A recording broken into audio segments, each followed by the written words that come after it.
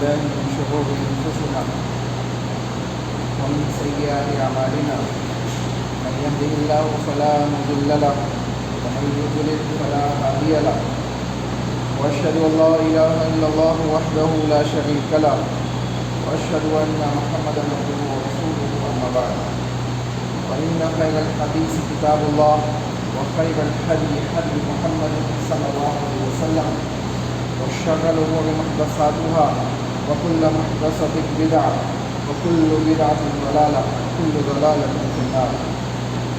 وقال الله تعالى في كتابه المجيد: أعوذ بالله من الشيطان الرجيم بسم الله الرحمن الرحيم يا أيها الذين آمنوا اتقوا الله حق تقاته ولا تموتن إلا وأنتم مسلمون. وقال في موضع آخر: يا أيها الذين آمنوا اتقوا الله وقولوا قولا سديدا يصلح لكم أعمالكم ويغفر لكم ذنوبكم ومن يطع الله ورسوله فقد فاز فوزا عظيما. تمام قسم کی حمد و ثنا کبریائی بڑائی اللہ وحدہ لا شریک کے لیے لائق و زیبا ہے. سبحان اللہ و بحمدہ سبحان اللہ العظیم. انگنت درود و سلام ہو انبیاء کی مقدس جماعت پر، خصوصاً سید المرسلین رحمۃ للعالمین جناب محمد رسول اللہ صلی اللہ علیہ وسلم کی ذات گرامی. اللہم صلی علی محمد وعلی آل محمد کما صلیت علی ابراہیم وعلی آل ابراہیم انک حمید مجید. اللہم بارک علی محمد وعلی آل محمد کما بارکت علی ابراہیم وعلی آل ابراہیم انک حمید مجید. محترم سامعین، رمضان کا مہینہ ہمارے سامنے سے جا چکا ہے. اللہ سے دعا ہے کہ رمضان کی تمام عبادات کو، چاہے وہ مالی ہو، بدنی ہو یا کسی بھی قسم کی ہو، اللہ اس سے دعا کرتے ہیں کہ اس کو قبول فرمائے. رمضان اور روزوں کا مقصد اللہ رب العالمین نے کتاب اللہ کے اندر بیان کیا: لعلکم تتقون، تاکہ تم متقی بن جاؤ. اس کا مطلب یہ ہوگا کہ اگر رمضان کے بعد، عید کے بعد انسان کے اندر تقویٰ پیدا نہیں ہوا، انسان کے اندر تقویٰ نہیں آیا، تو مطلب یہ ہوگا کہ رمضان کا مقصد حاصل نہیں ہوا، رمضان کا مقصد حاصل نہیں ہوا. جیسے ایک انسان یا ماں باپ جو ہوتے ہیں بچپن ہی سے اپنے بچے کو ایک ذہن میں خاکہ رکھتے ہیں کہ بچے کو کچھ بنانا ہے. کسی کی خواہش ہوتی ہے کہ بچے کو ڈاکٹر بنائے، کسی کی خواہش ہوتی ہے انجینئر بنائے، کسی کی خواہش ہوتی ہے عالم بنائے، کسی کی خواہش ہوتی ہے حافظ بنائے. اس قسم کے مختلف ذہن اپنے بچوں کے سلسلے میں ہم بنا کے چلتے ہیں اور کوشش کرتے ہیں کہ اسی حساب سے اس کی تربیت کی جائے تاکہ بڑا ہو کے یہ اس فیلڈ کو چوز کرے اور اسی فیلڈ کے حساب سے آگے کے معاملات انجام دیں. یا بعض بچے ایسے ہوتے ہیں جو اپنا مقصد خود طے کر لیتے ہیں کہ مجھے بڑا ہو کے یہ بننا ہے، اور اس مقصد کے اوپر جستجو کرنے لگتے ہیں، اسی کے مطابق تعلیم حاصل کرتے ہیں اور اسی کے مطابق اپنے معاملات کو انجام دیتے ہیں، یہاں تک کہ اس مقصد کو حاصل کر لیتے ہیں یا حاصل نہیں کر پاتے. دو معاملات ہوتے ہیں، یا تو حاصل انسان کر لیتا ہے مقصد کو، یا تو حاصل نہیں کرتا. تو جو لوگ اپنے مقاصد کو حاصل کر لیتے ہیں، جائز اور حلال مقاصد کو حاصل کر لیتے ہیں، وہ دنیاوی اعتبار سے، اپنی اس ذہنیت کے اعتبار سے اس مقصد میں کامیاب ہو گئے. اس مقصد میں کیا ہو گئے؟ کامیاب ہو گئے. تو اگر اللہ رب العالمین نے روزے کا مقصد یہ بیان کیا تاکہ تم متقی بن جاؤ، ہم نے تم پہ روزے کس لیے فرض کیے ہیں؟ تاکہ تم تقوی والے بن جاؤ، متقی بن جاؤ. تو گویا اللہ رب العالمین نے روزے کے مقصد کو بیان کیا کہ روزے کا مقصد یہ ہے، رمضان کا مقصد یہ ہے کہ تمہارے اندر، تمہارے اعمال میں، تمہارے ایمان میں تقویٰ پیدا ہو جائے. تقویٰ کہاں ہے؟ تقویٰ کسے کہتے ہیں اور اس کے کیا فوائد ہیں؟ کیا حاصل ہوگا اس سے؟ پہلی چیز، تقویٰ کسے کہتے ہیں؟ تقویٰ کہتے ہیں، اگر آپ مختصر الفاظ میں تمام اقوال کو ملا کے ایک جگہ جمع کر لیں تو جو اس کا لب لباب ہمیں ملتا ہے، جو اس کا اصل ماخذ ہمیں ملتا ہے، وہ یہ کہ تقویٰ یہ ہے کہ بندہ اللہ اور اس کے رسول کے فرامین کو، اللہ اور اس کے رسول کے حکموں کو اپنی زندگی کے اندر اپلائی کر لے، اپنی زندگی کے اندر اپلائی کر لے، اس کو عمل میں لے آئے۔ جن جن باتوں کا اللہ نے یا جن جن باتوں کا اس کے رسول جناب محمد و رسول اللہ صلی اللہ علیہ وسلم نے حکم دیا ہے، ان تمام باتوں کو اپنی زندگی کے اندر لاہ عمل بناتا ہوا زندگی گزارے، اور جن جن کاموں سے اللہ نے یا اس کے رسول نے منع کیا ہے، جس کی ممانعت کو اللہ اس کے رسول نے بیان کیا ہے، ان تمام ممانعت والے کاموں سے اپنے آپ کو بچا لے، گویا حلال اور جائز کاموں کو اپنائے اور حرام اور ناجائز کاموں سے اپنے آپ کو کیا کرے؟ بچاتا ہوا زندگی گزارے۔ حضرت عمر بن خطاب رضی اللہ تعالیٰ عنہ سے جب تقوی کے سلسلے میں لوگوں نے سوال کیا تو انہوں نے جواب کیا دیا کہ اپنے دامن کو جھاڑی دار کاٹی سے، کانٹے دار جو جھاڑی ہوتی ہے اس میں کانٹے لگے ہوئے ہوتے ہیں، اس کانٹے دار جھاڑی سے کوئی انسان اپنے دامن کو سمیٹ لے اور اس سے بچاتا ہوا نکل جائے تو یہ تقویٰ ہے۔ گویا دنیا، اس میں فتنے ہیں، اس میں گناہ ہیں، اس میں دوسرے معاملات ہیں، ان تمام گناہوں سے، فتنوں سے اپنے دامن کو بچاتا ہوا انسان موت سے ہمکنار ہو جائے، یہاں تک کہ اللہ اس سے راضی ہو جائے، تو گویا اس نے تقوی کو اپنا لیا اور اللہ کو خوش کر دیا۔ یہ تقویٰ ہی وہ بنیاد تھی کہ ایمان اور عمل صالح کے بعد جو تقویٰ صحابہ میں پایا جاتا تھا، جو تقویٰ رسول اللہ صلی اللہ علیہ وسلم میں پایا جاتا تھا، اسی تقوی کی بنیاد میں اللہ رب العالمین ان سے راضی ہوا، اللہ رب العالمین ان سے خوش ہوا، اور اللہ نے رضی اللہ عنہ ورضوا عنہ کا خطاب ان کو عطا فرمایا۔ تو کیا پتہ چلا کہ تقویٰ یہ ہے کہ بندہ اللہ اور اس کے رسول کے اوامر، جو حکم اللہ اور اس کے رسول نے دیے ہیں، ان کو اپنی زندگی کے اندر اپلائی کرے، اور جن چیزوں سے اللہ اور اس کے رسول نے منع کیا ہے، جو ممانعات ہیں، ان سے اپنے آپ کو بچائے، اس سے اجتناب کرے۔ دوسری چیز، تقویٰ کہاں ہے؟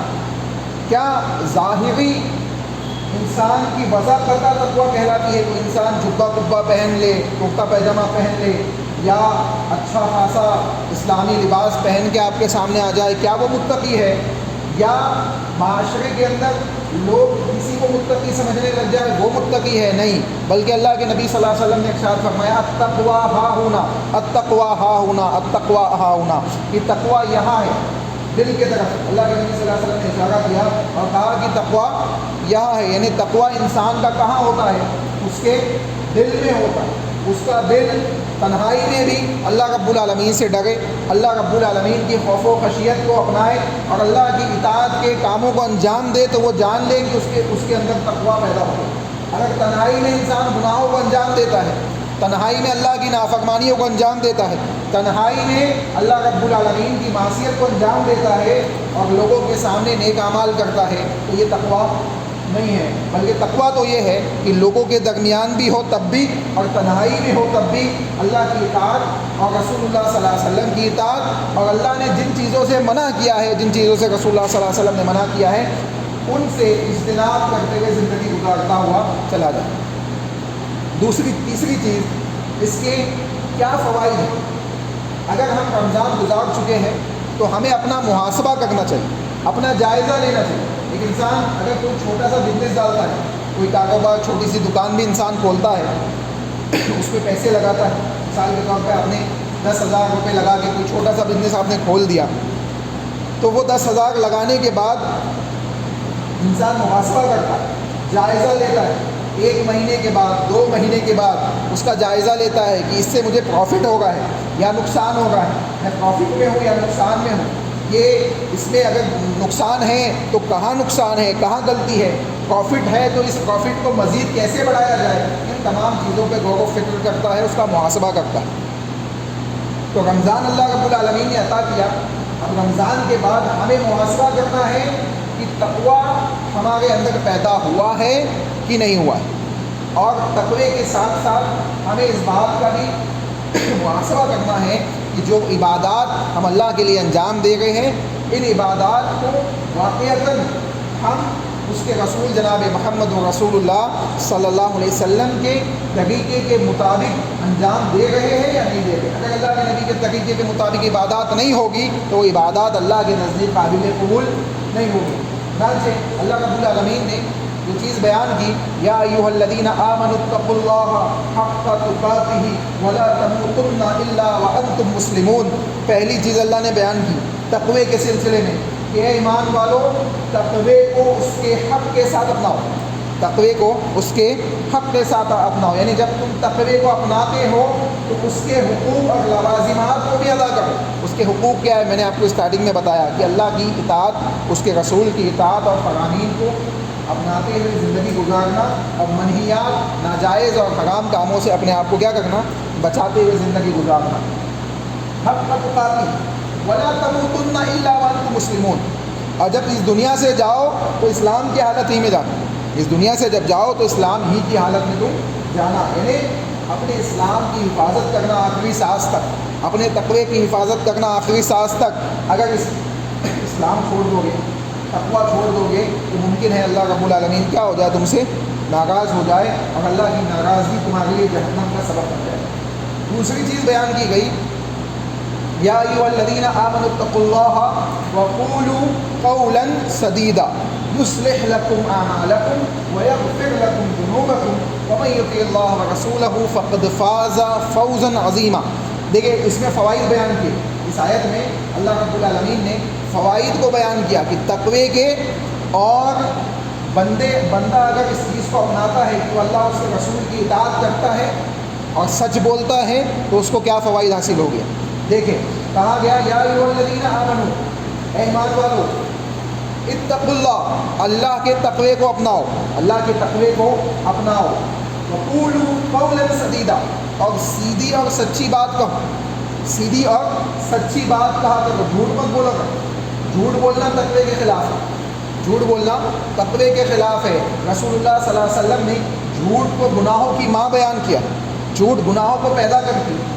جھوٹ سے مزید گناہوں میں اضافہ ہوتا ہے. کبھی بھی کوئی کسی بھی جھوٹ کو سچ ثابت نہیں کر سکتا. ایک انسان کیا کرتا ہے؟ ایک جھوٹ بولتا ہے, پھر اس جھوٹ کو چھپانے کے لیے دوسرا جھوٹ بولتا ہے, پھر اس جھوٹ کو چھپانے کے لیے تیسرا جھوٹ بولتا ہے. اس طریقے سے 100-200 جھوٹ بول جاتا ہے, لیکن وہ پہلا جھوٹ جو اس نے بولا تھا وہ سچ نہیں ہوتا, وہ جھوٹ ہی کہتا ہے. چنانچہ جھوٹ آپ کتنے ہی بول لیجئے وہ جھوٹ ہی کہے گا, سچ نہیں ہو سکتا. اس لیے اللہ نے کہا قولوا قولا سدیدا, سیدھی اور سچی بات کہو. یصلح لکم اعمالکم, اپنے اعمالوں کی اصلاح کر لو, اپنے اعمالوں کی اصلاح کر لو. آپ دیکھیں یہ 1 مہینے کی ٹریننگ ہے. یہ 1 مہینے کی ٹریننگ جو اللہ نے ہمیں دی ہے, شیاطین کو بند کیا, جہنم کے دروازے بند کیے, اور اللہ نے اپنی رحمتوں کا نزول کیا. لیلۃ القدر کا اللہ رب العالمین نے ہمیں اس کے قیام کا اہتمام کرنے کی توفیق عطا کی, تلاوت کلام اللہ کی توفیق دی. تو یہ کس لیے ہے؟ یصلح لکم اعمالکم, تاکہ ہم اپنے اعمال کی اصلاح کریں, اپنے اعمال کی اصلاح کر لیں. رمضان سے پہلے جیسے ہم گناہوں میں ڈوبے ہوئے تھے, رمضان کے بعد بھی اگر ویسے ہی گناہوں میں ڈوبے ہوئے ہیں تو یہ بات جان لے کہ رمضان کا ہمیں کوئی فائدہ حاصل نہیں ہوا ہے. رمضان کا فائدہ اور مقصد ہمیں حاصل نہیں ہوا ہے, تقویٰ ہمارے درمیان پیدا نہیں ہوا ہے. ہم نے رمضان کے عبادات کو ضائع کر دیا ہے. عبادتوں کے قبول ہونے کی جو شرائط اہل علم نے بیان کی ہے اس میں ایک شرط یہ بھی ہے کہ بندہ ان عبادات کے بعد مزید نیکیوں کی طرف آگے بڑھتا ہے, گناہوں سے اپنے آپ کو بچاتا ہے. مثال کے طور پہ کوئی انسان حج کر کے واپس آئے تو حج کے بعد اگر وہ اسی طریقے سے حج سے پہلے جیسے گناہوں میں ڈوبا ہوا تھا, حج سے پہلے جیسے اللہ کی عبادات سے غافل تھا, اگر حج کے بعد بھی ویسے ہی غافل ہے اس کا مطلب ہے اس کا حج قبول نہیں ہوا. اس کا مطلب کیا ہے کہ اس کا حج قبول نہیں ہوا ہے. لیکن اگر حج کے بعد کیفیت بدلی ہوئی ہے, اگر اس نے اپنے اعمال کی اصلاح کی ہوئی ہے, اپنے اللہ رب العالمین سے اپنے تعلقات کو جوڑا ہے, عبادات کی طرف اس کا رجحان بڑھ گیا ہے اور نیکیوں کی طرف اس کی رغبت بڑھ گئی ہے, تو یہ جان لے کہ اس کا حج اللہ کے نزدیک قابل قبول ہوا ہے. یہ ایک مثال ہے عبادات کے قبول ہونے کے سلسلے میں جو اہل علم نے اصول بیان کیے. ان میں سے ایک چیز یہ ہے کہ اگر انسان عبادات کے بعد نیکیوں کی طرف مزید آگے بڑھتا ہے تو یہ علامت ہے کہ اس کی عبادت کیا ہے؟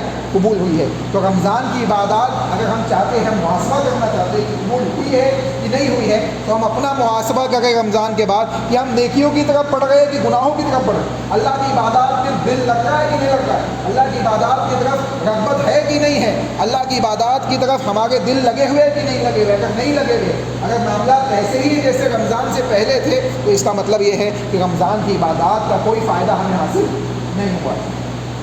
تو اللہ نے کیا کہا؟ یصلح لکم اعمالکم، اپنے اعمالوں کی اصلاح کرو، ویغفر لکم ذنوبکم، اور اپنے گناہوں سے اللہ سے مغفرت مانگو، اللہ سے سوال کرو مغفرت کا۔ جب تم سیدھی سچی بات کہو گے، اللہ کے تقوی کو اپناؤ گے، اللہ تمہارے اعمال درست کر دے گا، تمہارے اعمال درست ہوتے چلے جائیں گے، اور اللہ تمہارے گناہوں کو کیا کرے گا؟ صاف کر دے گا، گناہوں کو معاف کر دے گا۔ ان الحسنات یذہبن السیئات، اللہ رب العالمین نے بیان فرمایا کہ نیکیاں جو ہے گناہوں کو مٹا دیتی۔ ایک انسان نیکیاں کرتا جاتا ہے اور گناہ اس سے سرزد ہوئے ہیں پیچھے زندگی میں، تو اس کی نیکیاں اس کے گناہوں کو مٹانے کا ذریعہ بنتی ہے، اس کے گناہوں کو مٹانے کا ذریعہ بنتی ہے۔ چنانچہ انسان جتنی کثرت سے نیکیاں کرے گا، اتنی کثرت سے اس کے گناہ کیا ہوں گے؟ مٹتے چلے جائیں گے۔ چنانچہ کیا کہا گیا؟ وَيَغْفِرْ لَكُمْ ذُنُوبَكُمْ، اس کے بعد آخری چیز بیان کی گئی، وَمَن يُطِعِ اللَّهَ وَرَسُولَهُ فَقَدْ فَازَ فَوْزًا عَظِيمًا، جو اللہ کی اطاعت کرے گا، وَمَن يُطِعِ اللَّهَ، جو اللہ کی اطاعت کرے گا اور اس کے رسول کی اطاعت کرے گا، وَمَن يُطِعِ اللَّهَ وَرَسُولَهُ فَقَدْ فَازَ فَوْزًا عَظِيمًا، اس نے حقیقی کامیابی کو پا لیا۔ جو اللہ اس کے رسول کی اطاعت کرے گا، اس نے کیا پا لیا؟ حقیقی کامیابی کو پا لیا۔ اب دیکھیں ہمارے نزدیک کامیابی کیا ہے؟ کہ دنیا میں خوب مال مل جائے، بلڈنگیں مل جائے، جائیداد مل جائے، زمین مل جائے اور گاڑیاں ہمیں مل جائے، یہ ہمارے نزدیک دنیا کی کامیابی ہے۔ لیکن اللہ نے جس کامیابی کا یہاں ذکر کیا ہے، وہ کامیابی کون سی ہے؟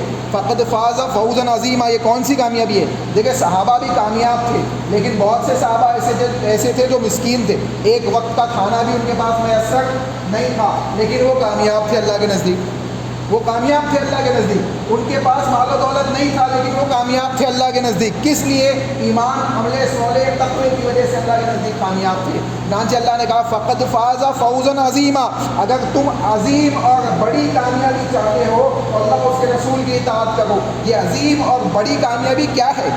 یہ عظیم اور بڑی کامیابی یہ ہے، اللہ نے بیان کیا کتاب اللہ کے اندر دوسرے آیت میں اللہ رب العالمین نے بیان کیا فَمَنْ زُحْزِحَ عَنِ النَّارِ وَأُدْخِلَ الْجَنَّةَ فَقَدْ فَازَ، کہ جس کو جہنم سے بچا لیا گیا، جس کو جہنم سے بچا لیا گیا اور جنت میں داخل کر دیا گیا، فقد فاز، وہ حقیقت میں کامیاب ہو گیا، وہ حقیقت میں کامیاب ہو گیا۔ تو وہ عظیم کامیابی جو اس آیت میں بیان کی گئی ہے، وہ عظیم کامیابی کون سی ہے؟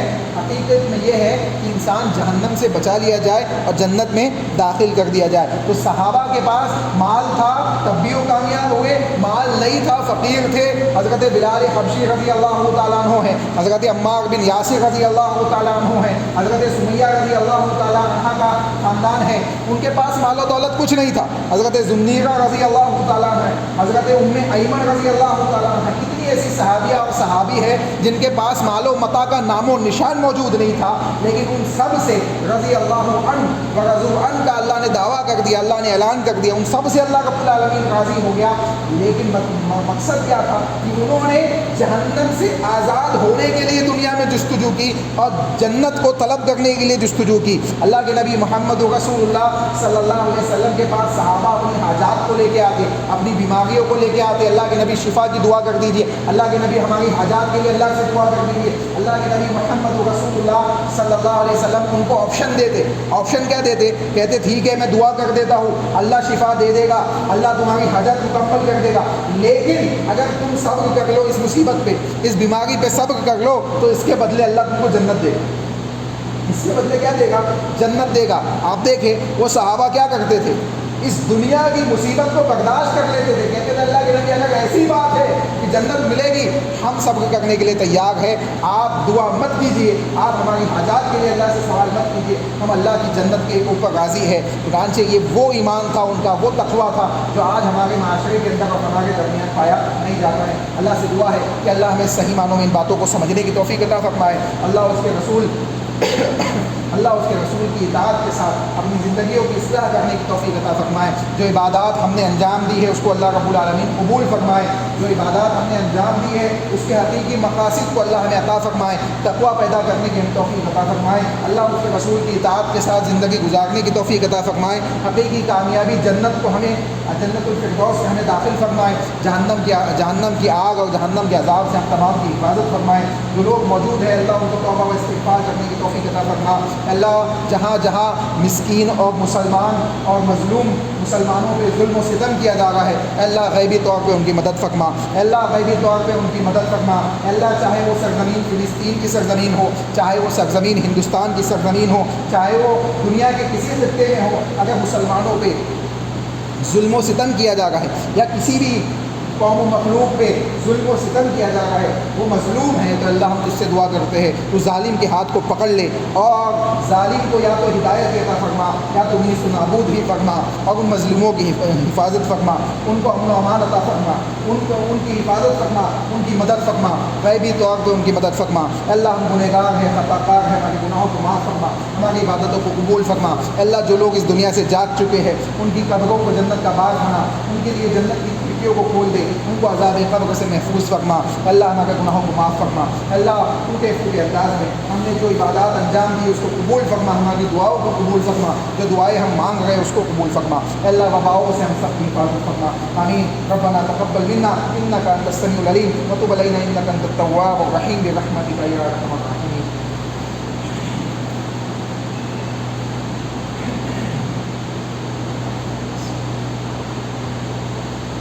الحمد لله نحمده ونستعينه ونستغفره ونعوذ بالله من شرور انفسنا ومن سيئات اعمالنا. من يهده الله فلا مضل له ومن يضلل فلا هادي له, واشهد ان لا اله الا الله وحده لا شريك له, واشهد ان محمدا عبده ورسوله. اما بعد فاعوذ بالله من الشيطان الرجيم. بسم الله الرحمن الرحيم. ان الله وملائكته يصلون على النبي يا ايها الذين امنوا صلوا عليه وسلموا تسليما. اللهم صل على محمد وعلى ال محمد كما صليت على ابراهيم وعلى ال ابراهيم انك حميد مجيد. اللهم بارك على محمد وعلى ال محمد كما باركت على ابراهيم وعلى ال ابراهيم انك حميد مجيد. عباد الله رحمكم الله, ان الله يأمر بالعدل والاحسان وايتاء ذي القربى وينهى عن الفحشاء والمنكر والبغي يعظكم لعلكم تذكرون. قوموا الى الصلاه.